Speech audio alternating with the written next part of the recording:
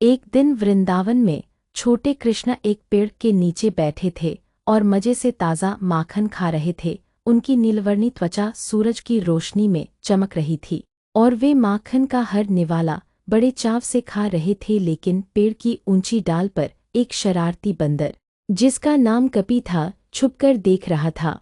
कपी को चोरी करने की बुरी आदत थी और माखन तो उसकी सबसे पसंदीदा चीज थी।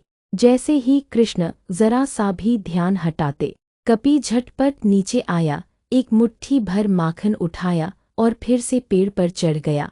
कृष्ण हंस पड़े। अच्छा, तो तुम समझते हो कि तुम बहुत चतुर हो। उन्होंने एक और माखन का गोला उठाया और उसे लहराया और चाहिए। कपी की आंखें चमक उठीं। उसने खुशी से सिर हिलाया। ठीक है, कृष्ण मुस्कुराए, लेकिन पहले तुम्हें नाचकर दिखाना होगा।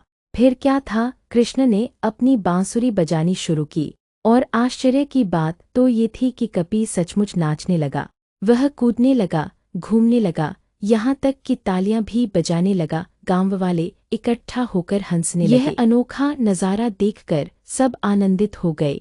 जब नृत्य समाप्त हुआ तो कृष्ण ने कपी की तरफ माखन उछाला, लेकिन जैसे ही कपी ने उसे पकड़ा, धप, माखन गायब। कपी ने आश्चर्य से अपनी खाली हथेलियों को देखा, फिर कृष्ण की तरफ देखा, जो शरारती मुस्कान लिए खड़े थे। ये तो जादुई माखन था, कृष्ण ने कहा। कपी ने गुस्से से मुंह फुला लिया, लेकिन कृष्ण को दया आ गई। उन्होंने उसे असली माखन का टुकड़ा दे दिया। कपी ने तुरंत खा लिया और खुशी से कूदते हुए कृष्ण के कंधे पर चढ़ गया और उन्हें कसकर गले लगा लिया।